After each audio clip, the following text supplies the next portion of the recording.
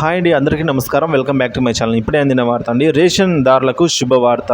Ration కార్డులపై CM కీలక ప్రకటన. త్వరలోనే కొత్త రేషన్ కార్డులు అయితే రాబోతున్నాయి. మరి ఆ వివరాలు ఏంటో పూర్తిగా తెలుసుకుందాం. వీడియోని ఎక్కడే కానీ స్కిప్ చేయకుండా ఎండ్ వరకు చూడనప్పుడే పూర్తి ఇన్ఫర్మేషన్ అర్థమవుతుంది. అలాగే వీడియోకి ఒక లైక్ చేయండి ఫ్రెండ్స్. చాలామందికి కొత్తగా పెళ్ళైన వారికి కొత్త రేషన్ కార్డు అయితే వచ్చి ఉండదు. సో అటువంటి వారందరికీ కూడా ఇప్పుడు అవకాశం అయితే రాబోతుంది ఫ్రెండ్స్. కొత్త రేషన్ కార్డుపై ముఖ్యమంత్రి రేవంత్ రెడ్డి గారు కీలక ప్రకటన చేశారు. ఆరోగ్యశ్రీ కార్డుతో సంబంధం లేకుండా రేషన్ కార్డులు మంజూరు చేస్తామన్నారు.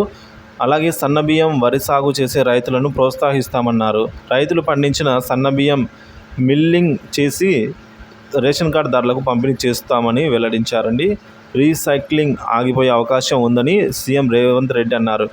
కొత్త రేషన్ కార్డు ఇందిరమ్మ ఇంటిపై ఇటీవల రవాణా శాఖ మంత్రి పొన్నం మాట్లాడిన సంగతి తెలిసిందే. ఇల్లు లేని పేదలకు ఇల్లు కట్టించి ఆదుకుంటామని స్పష్టం చేశారు.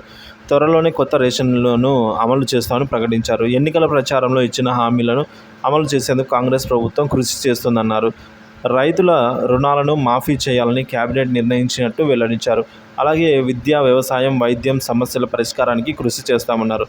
తెలంగాణ రాష్ట్రంలో 26,000 పాఠశాలలకు 1,100 కోట్ల అభివృద్ధి పనులు జరిగాయని గర్వంగా చెప్పారండి. సో మొత్తానికి చూసినట్లయితే ఈ విధంగా రేషన్ కార్డుకి సంబంధించి అయితే మనకు శుభవార్త చెప్పడం జరిగిందండి. ఆరోగ్యశ్రీ కార్డుతో సంబంధమే లేదు, రేషన్ కార్డు అయితే మంజూరు చేస్తామని చెప్పారు. సో కొత్తగా కూడా ఈ మేరకు ఎవరికైనా రేషన్ కార్డు లేని వారు ఎవరైనా కొత్తగా కూడా అప్లై చేసుకోవచ్చండి. సో ఈ విధంగా అయితే ఉంది.